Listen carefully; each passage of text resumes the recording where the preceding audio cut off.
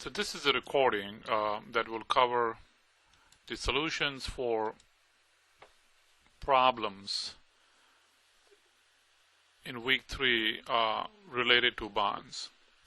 Now before I start showing the solution, there were 3 problems for assigned. There were Excel problems. What I'd like to do is to go back and touch on what was already included in the narrated PowerPoints that were included for the week 3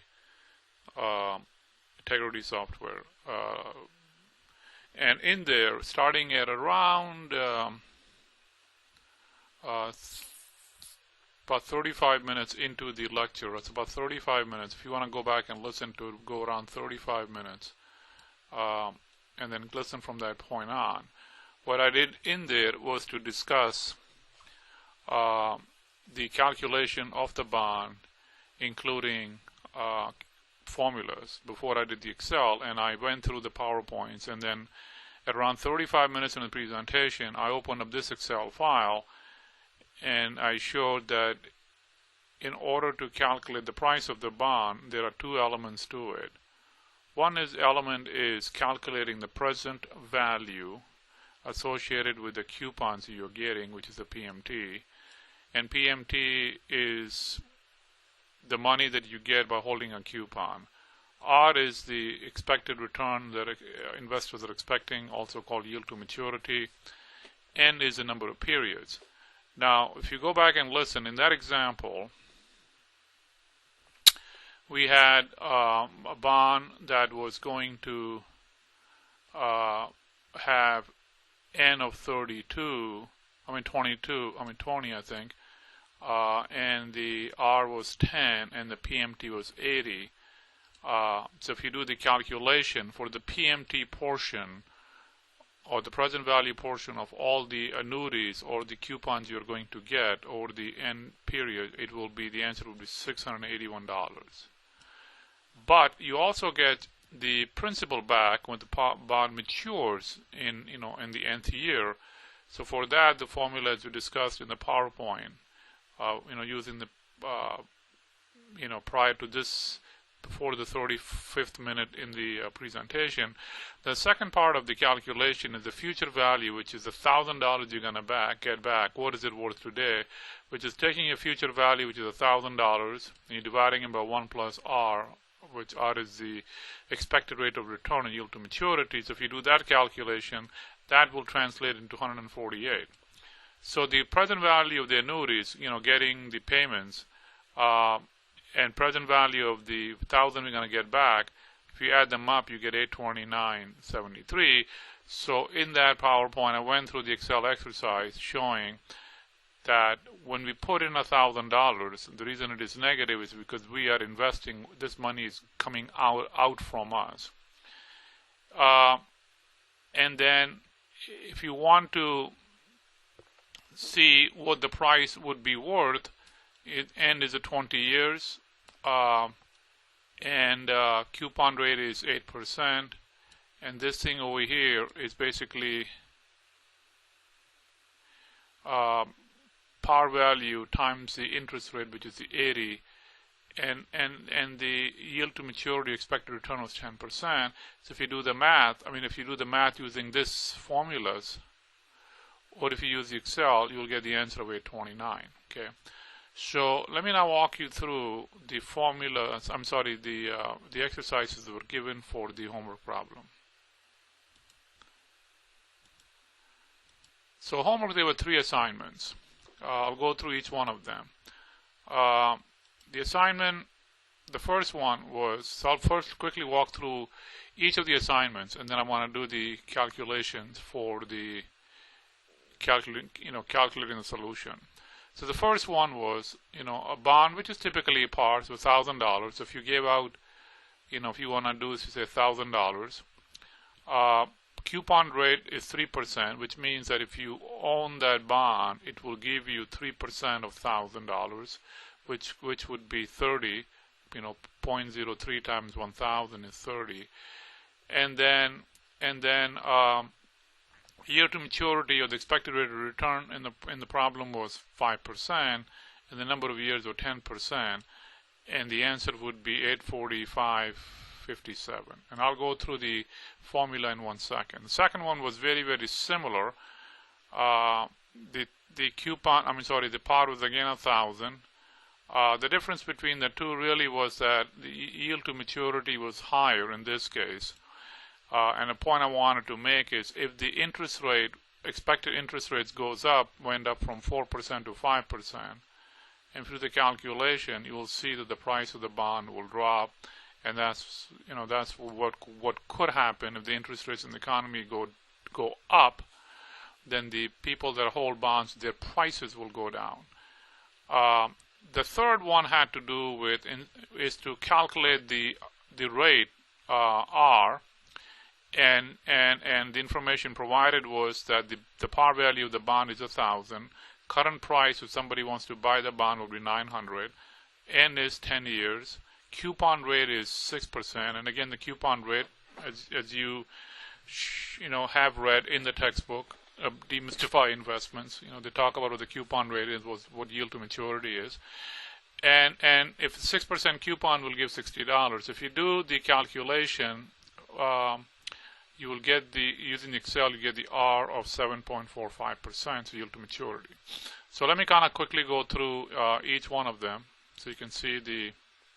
So let's say if I wanted to do this one, and trying to figure out is what would the price of the bond be today. And remember, if I would go back to the formula calculation, what we're trying to do, or the Excel is doing for us, is trying to calculate the present value of the coupons and the present value of the par, and adding it up, and you get the price of the bond, which is the present value of the coupon plus the present value of the par, and that's what we're trying to do.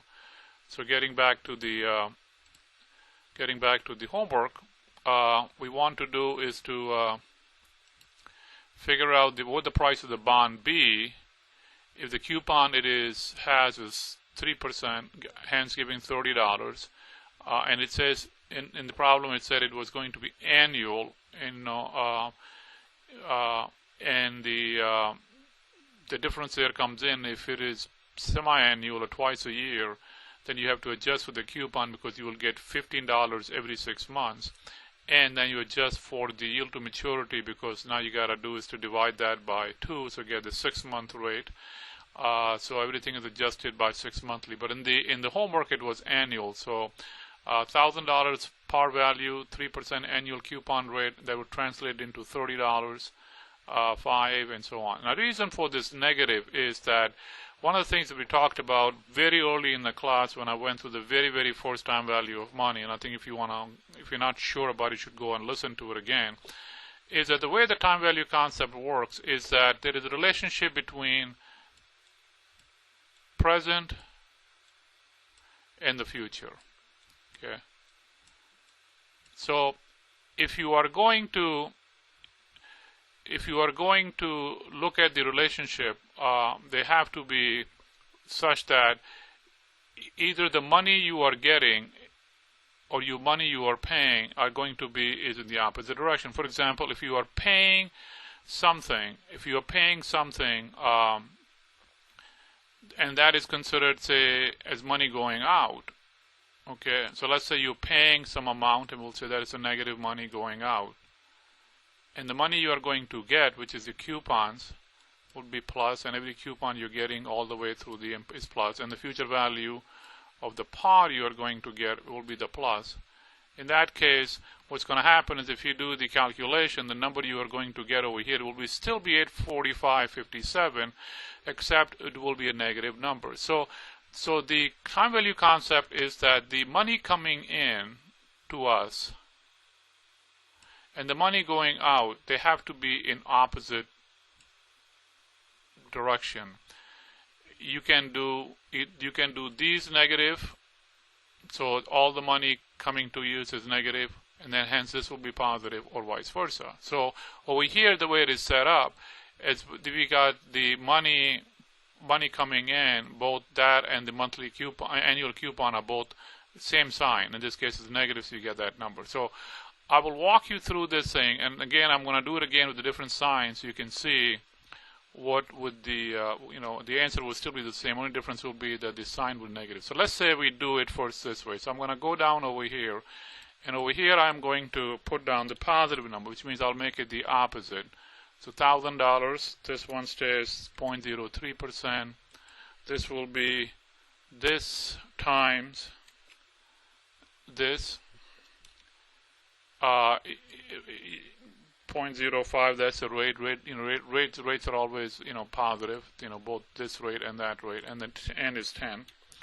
So let's say if I go in and calculate this over here again, the way this is set up. Okay. So the formulas, we go through the financials. We're trying to figure out the present value,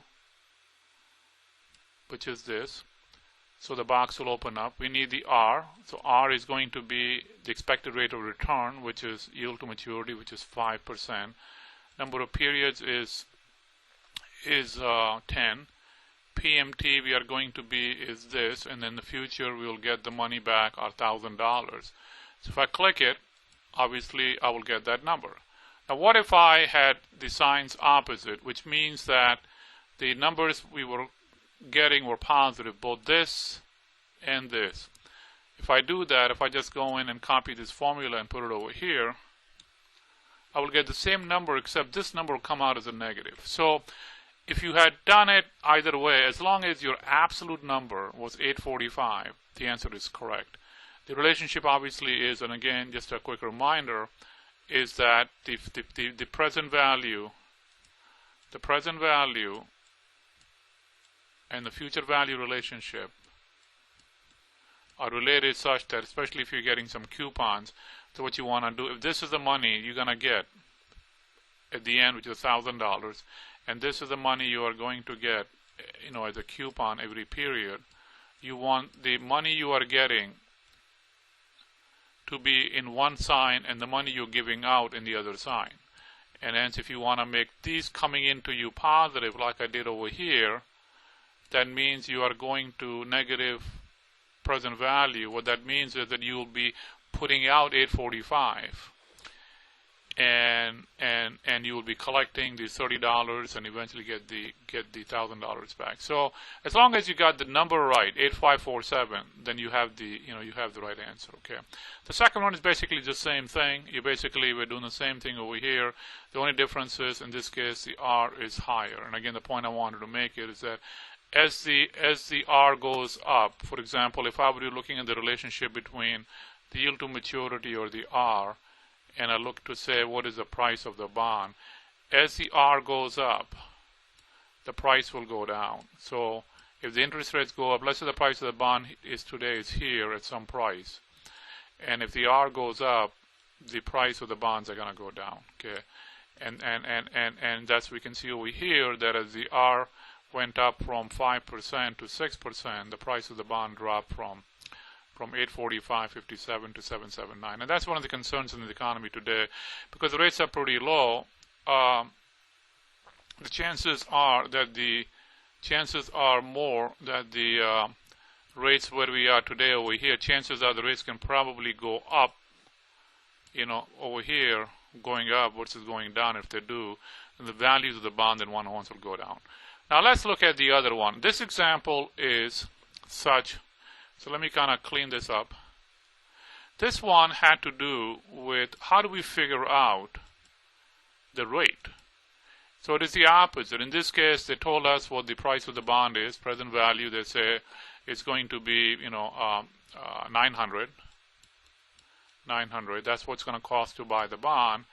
And what we are going to get in the future, we are going to get our coupons, whatever the coupons are, and then eventually the par value in the end, we'll get that again. These have to have the same sign, be negative or positive, but same, and this has got to be the opposite. Okay, so now in this example, the way it is set up again, you got minus 1,000, and the coupon you are going to collect of $60 are both in the same sign, happens to be negative in this case.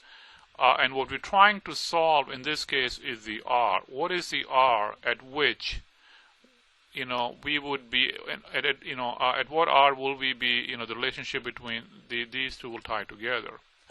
Or the other way to think about it is, if I'm looking at it from a graphical perspective, and this is the price of the bond, and this is the R, okay? And there was a relationship like this. And basically it is saying that if I know the price of the bond, what would the R be? And that's what we're trying to solve, okay? So from Excel perspective, what we do is, again, I'm just going to now use Excel and say, what if I had to, do it again over here? And this time we are looking to solve for a rate. So we're going to go to the financial formula, and we're going to go and find a rate. And I've given that hint in the formula to use rate. Number of periods is going to be this cell over here, B27. PMT we are going to be getting is coupons of $60, so C29. Present value is what we are paying, which is 900, and the future value is what we're going to get eventually is 1,000. So if you do that and you do okay, and then just adding some more decimals so you can see it, you get 7.45. And also, if somebody would have done a slightly different and put in this as a positive number, and this is a negative number, N is 10, that is obviously always positive. Coupon rates or percents are always positive. This would be, again, coupon rate times the par value. And if I go copy the formula,